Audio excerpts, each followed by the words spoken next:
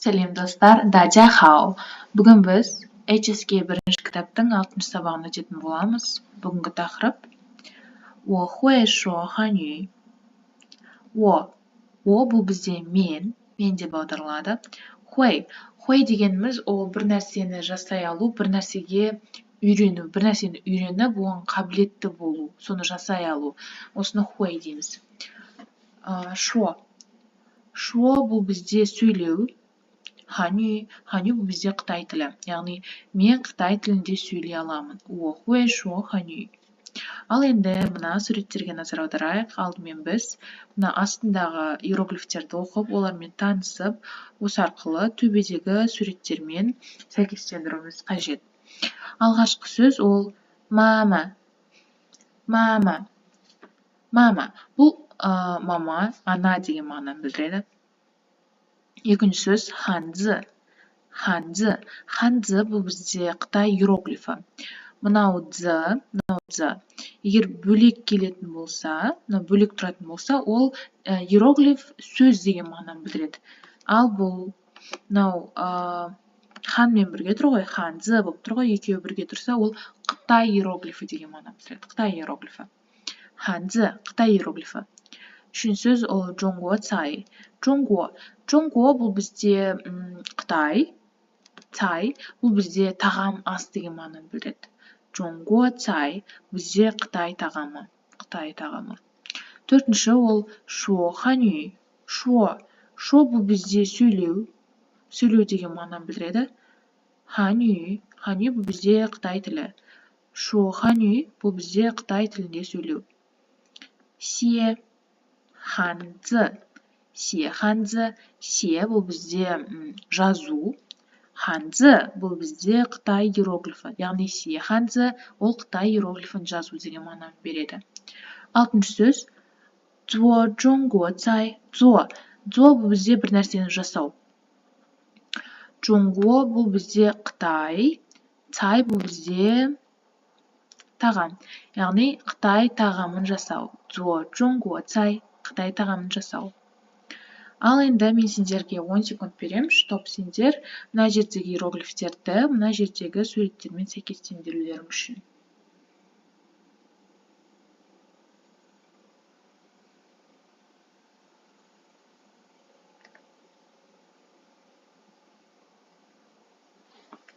Болдыңдар деген үміттемін. Ал енді оны тексерейік. Бірінші сөз мама. Мама бұл ана. Бұл жерде ана ол F.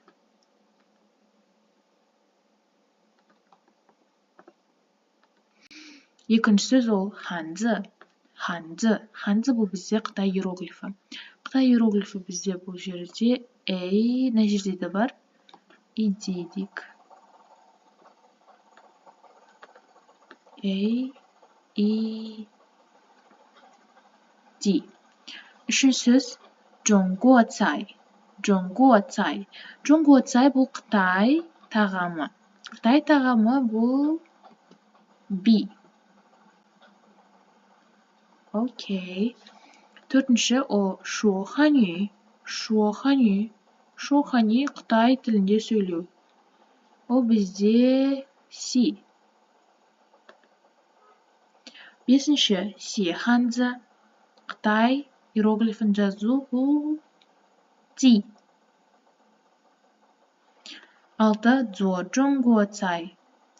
Жоңго цай Қытай тағамы, цзо жасау. Қытай тағамын жасау ол и.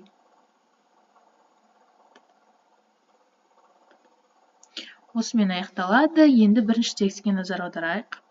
Алдымен жаңа сөздерді өтейік. Бірінші сөз ол бізде хуй.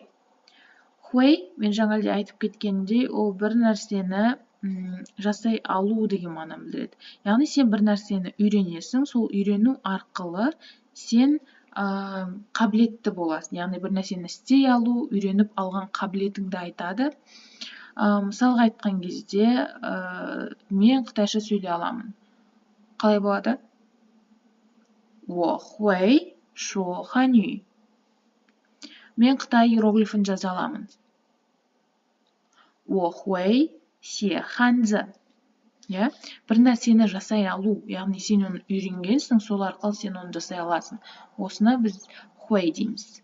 Хуэй бір нәрсені жасай алу, бір нәрсеге қабілетті болу. Екінші сөз ол шуо. Шуо бұл бізде сөйлеу. Сөйлеу деген мағынаны білдіреді. Үшінші сөз ол бізде мама. Мама. Мама бұл ана. Мама. Ал енді текстке назар аударайық. Бірінші, 你会说汉语吗? 你бұл сен. 会说 сөйлей алу. Сөйлеу шо. Хуэй бізде қабілет, я? Соны үйренген қабілет. Сонда болады сөйлей алу. Сен сөйлей алу. Ханю бұл бізде Қытай тілі. Ма бұл бізде сұраулы сөйлемдер жасау үшін қолданылатын сұрау сөзі. Сонда болады 你会说汉语吗? Сен Қытай тілінде 会说 сөйлей аласың ба? Сен Қытай тілінде сөйлей аласың ба? 我会说汉语. 我 мен 会说 сөйлей аламын. 汉语 Қытай тілінде. Мен Қытай тілінде сөйлей аламын. 你妈妈会说汉语吗? 你 сен мама мамаң, яғни 你妈妈 сенің мамаң 会说 сөйлей алады. 汉语吗? Қытай тілінде. Яғни сенің мамаң Қытай тілінде сөйлей алады ма? Та бу хуэй шо. Та ол қызға айтылатын версиясы. Бу хуэй.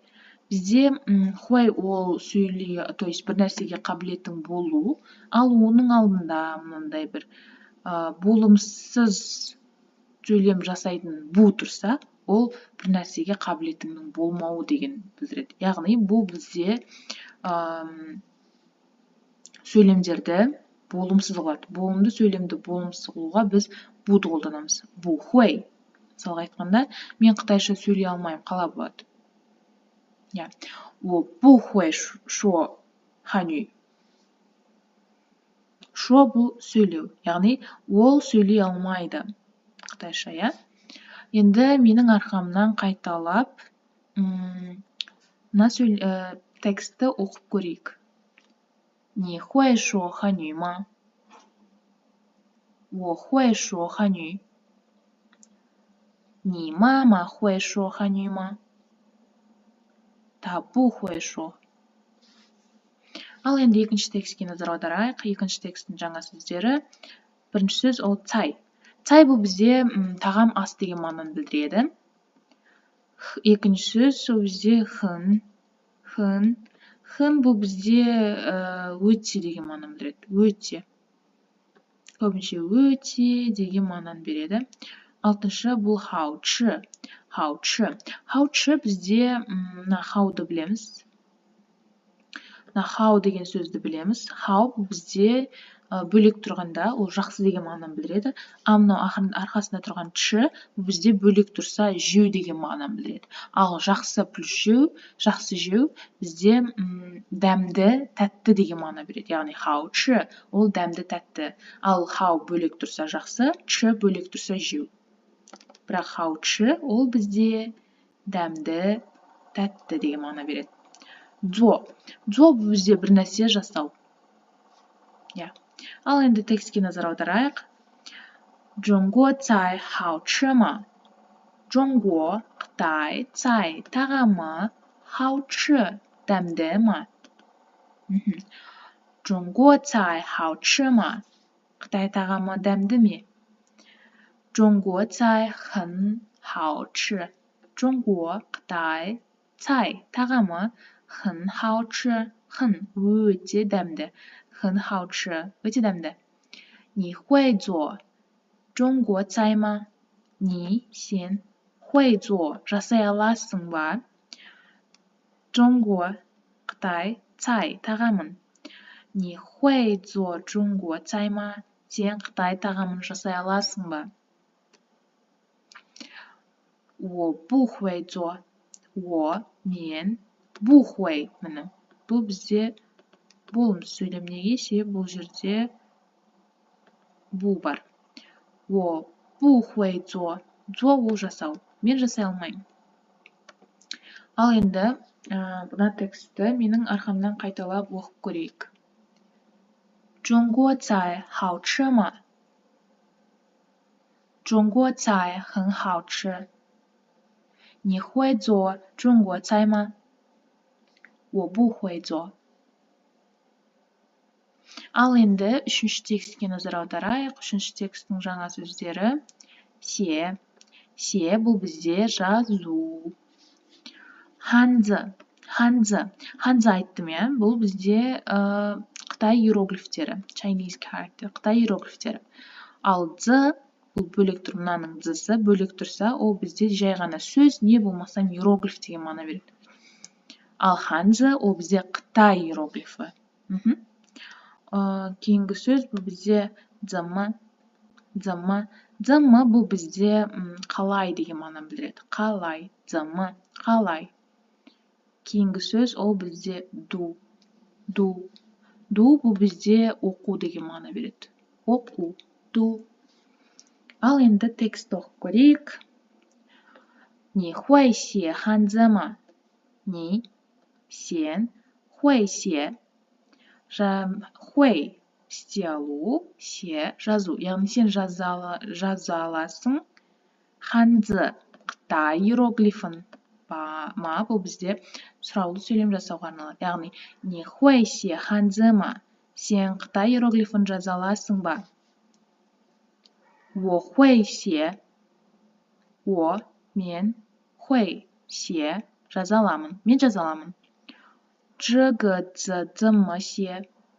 这个мынау, the иероглиф немесе сөз, 怎么қалай, се жазылады. Мынау иероглиф қалай жазылады?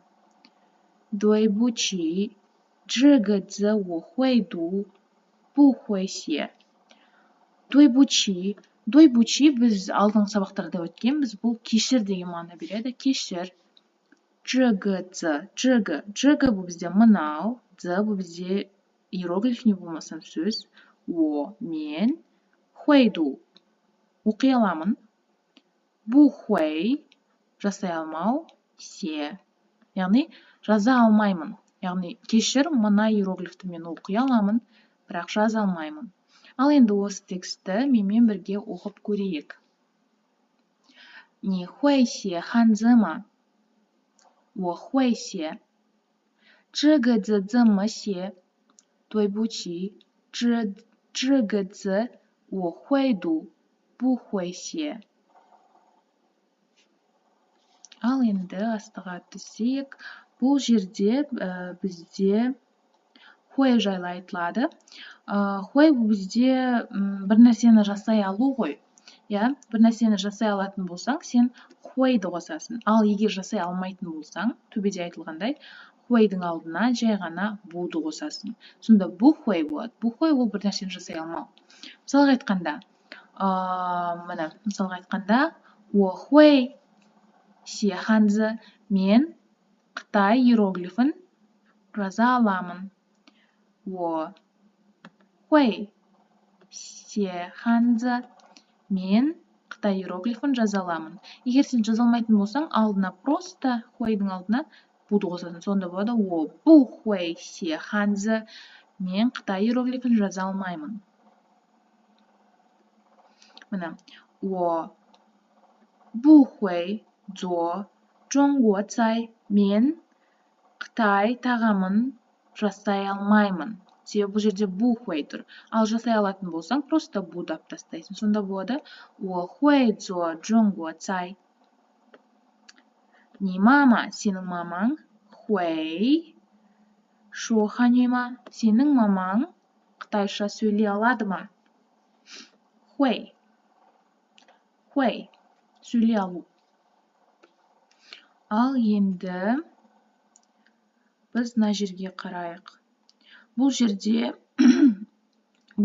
сын есіммен жасалатын сөйлемдер туралы айтылады. Біз сын есіммен сөйлем жасау үшін мынау сөздерді қолданамыз, яғни хынды қолданамыз және буды қолданамыз. Бұларсыз сендер мына екеуін ғана қосып сөйлем жасай алмайсыңдар.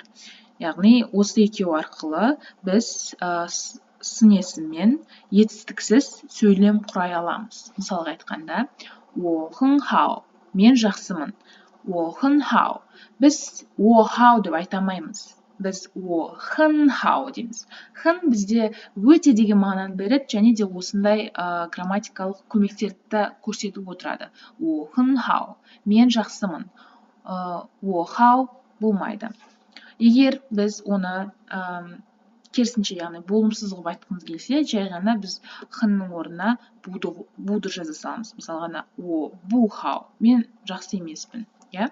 Мына, 我妈妈的汉语不好, менің анамның қытай тілі жақсы емес, 不好.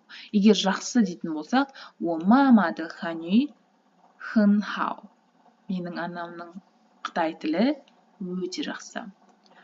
中国菜, Қытай тағамы, 很 өте, 好吃, дәмді. Қытай тағамы дәмді, өте дәмді. Егер дәмсіз дейтін болсақ, 中国菜不好吃. Бірақ ол 中国菜很好吃. Түсінікті деген ойдамын. Енді мына жерге назар аударайық. Бұл жерде зымы деген сөз арқылы сұрақ қою туралы айтылады. Зымы бұл бізде қалай деген мағынаны білдіреді. Қарайық. 这个 мынау, 汉字 Қытай иероглифі, 怎么 қалай ду жазылады. Мынау Қытай иероглифі қалай жазылады.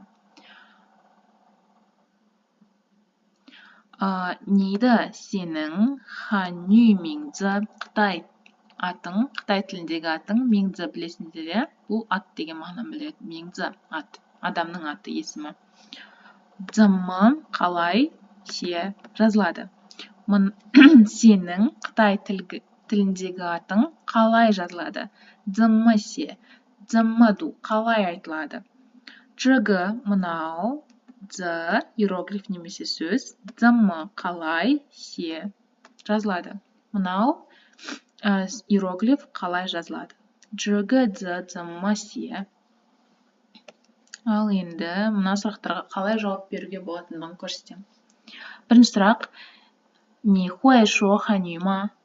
你 сен, 会说 сөйлей алу, 汉语 Қытай тілінде, ма ол сұраққа. Сонда сен Қытай тілінде сөйлей аласың ба? Бұған жауап беру үшін сен жай ғана недің орнына о қоясың, яғни мен дейсің. 我会说汉语. Және мынаны алып тастайсың. Неге? Себебі бұл бізде сұрау сөйлем жасайды. Сонда болады 我会说汉语. 你会写汉字吗? Сен Қытай иероглифін жаза аласың ба?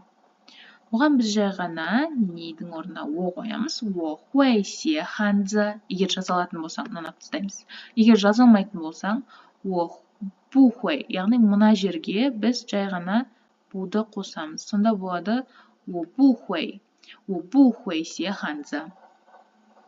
Үшінші сұрақ, 你会做中国菜吗? 你 сен 会做 жасай алу, 中国 Қытай, цай тағамын ба ма, бұл бізде сұраққа. 你会做中国菜吗? Сен Қытай тағамын жасай аласың ба? Егер жасай алатын болсаң, жай ғана недің орнына о қоямыз. 我会做中国菜. И манап тастаймыз. Егер жасай алмайтын болсақ, просто мына хуайдың алдына біз буды қыламыз. Неге? Себебі бұл бізде болымсыз жасайды. 我不会做中国菜. Төртінші сұрақ, 你有汉语名字吗? 有, бұл бізде иметь, сенде бар болу. Не, ол сен. Сенде бар ма? Бар. Ханю, Қытай, 名字 ат, есім. Сенде Қытай есімі бар ма? Бар ма? Егер сенде Қытай есімі бар болатын болса, просто неді алып тастаймыз, о қоямыз. 我有汉语名字. Егер жоқ болса, 我不有汉语名字болады. Бесінші сұрақ, ол бізде 你会写你的汉语名字吗? 你 сен, 会写 жазу, 你的 сенің, 汉语名字 Қытай есіміңді. Сен өзіңнің Қытай есімін жаза аласың ба? Егер жаза алатын болсаң, мына не деп тастаймыз? 我会写 мына жаққа 我дейміз. 我的汉语名字 аны тастаймыз. 我会写我的汉语名字. Егер жаза алмайтын болсаң, қойдың алдына жай ғана буды қоямыз. Болды. Проблема емес. 我不会写我的汉语名字. Не болмасам 我会写我的汉语名字. Түсінікті деген ойдамын, ал енді мына жерге назар аударайық. Бұл жерде мына суреттер арқылы мына жерді толтыру. Мысалға, 我们. О бұл бізде мен, ал мынау иероглифпен келсе, яғни мынмен келетін болса, ол көпше түрге көбейеді. Сонда 我们 ол біз деген мағынаны береді. 我们 біз. Дау деген бізде барлық деген сөзді білдіреді. Яғни біз барлығымыз деген сөз. Біз барлығымыз. 会 бізде жасай алу, я? 会 давайте 说 дейміз. Я сөйлеу. 我们都会说汉语. Біз барлығымыз Қытай тілінде сөйлей аламыз. 我们都会说汉语. Мына суретке қарайық. 中国菜, яғни Қытай тағамы, 很 өте дәмді. Давайте. 好吃. 中国菜很好吃. Та бұл ол бізде балаға айтылатын ол. 会做 жасай алу. 会做 жасай алу. Бұл бізде примерно Қытай тағамын жасалады, я? 他会做中国菜. 他会做中国菜. Ал енді мына жерге қарайық. Бұл жерде Қытай иероглифі, я? 这个 мынау ханзы Қытай иероглифі. 我会 мен. 会 写 давайте. Жаза алатын, яғни. 这个汉字我会写. Мынау иероглиф мен жаза алатын. Бұл会. Давайте тогда мынау мен оқи алатын, мына жерге мен жаза алмайтын деп жазамыз. Сонда 这个汉字我会读, 不会写. Осымен біздің бүгінгі сабақ аяқталды. Сендермен болған мен Ай. Егер ұнаса, лайк басып, каналыма жазылып кетіңдер. Сау болыңдар. 再见.